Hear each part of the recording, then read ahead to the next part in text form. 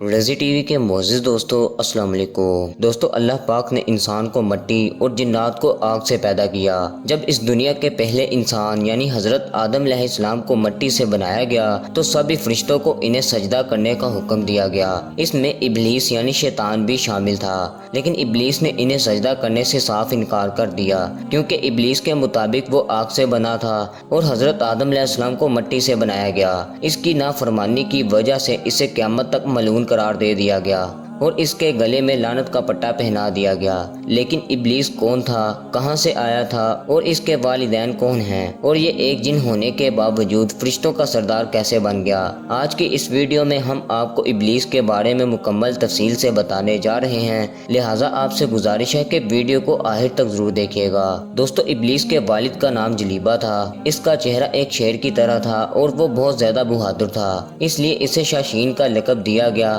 شاشین کا مطلب دل دہلا دینے والے کے ہیں۔ شاشین کو جنات میں سب سے زیادہ بہادر مانا جاتا تھا، اس لیے ہر کوئی اس کا احترام کرتا۔ اس نے اپنی بہادری اور طاقت سے جنات کی کئی اقوام کو فتح کیا تھا۔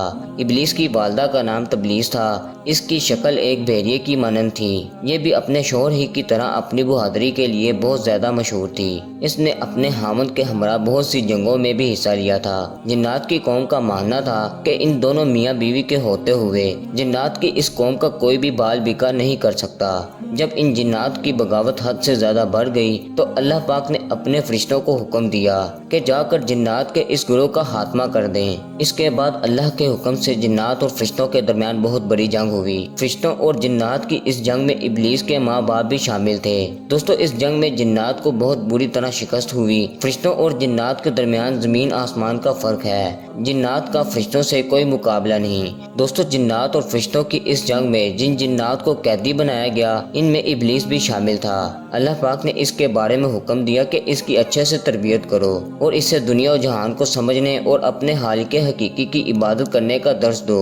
ساری کائنات کا علم حاصل کرنے کے بعد اسے فرشتوں کا سردار بنا دیا گیا۔ جو فرشتے اسے علم سکھاتے تھے وہی اس سے علم حاصل کرنے لگے، یہاں تک کہ اللہ پاک نے اس کے درجوں کو اس قدر بلند کر دیا کہ ساتوں آسمان پر اس کے چرچے شروع ہو گئے۔ اس نے اپنی عبادت سے اللہ کی بارگاہ میں اپنے آپ کو ایک اچھے درجے پر فائز کر لیا تھا، لیکن اللہ کو اس بارے میں بہتر پتا تھا کہ یہ آگے چل کر کیا بننے والا ہے۔ ایک دن اپنے معمول کے مطابق ابلیس ساتویں آسمان پر اللہ پاک کی ثنا میں مصروف ہو کر سیر کرتے ہوئے لوح محفوظ تک پہنچ گیا۔ یہ وہاں دیکھتا ہے کہ اس پر لکھا ہوا ہے کہ ہمارا ایک بندہ ایسا بھی ہے جسے ہم ہزاروں نعمتوں سے نوازیں گے، زمین سے اٹھا کر آسمان تک پہنچا دیں گے، یہاں تک کہ جنت میں داخل کر دیں گے، لیکن ہم اسے ایک حکم دیں گے جس کا وہ انکار کر کے بغاوت کر بیٹھے گا۔ اس نے لوح محفوظ میں مزید اعوذ باللہ من الشیطان الرجیم واضح الفاظ میں لکھا ہوا بھی پڑھا تھا۔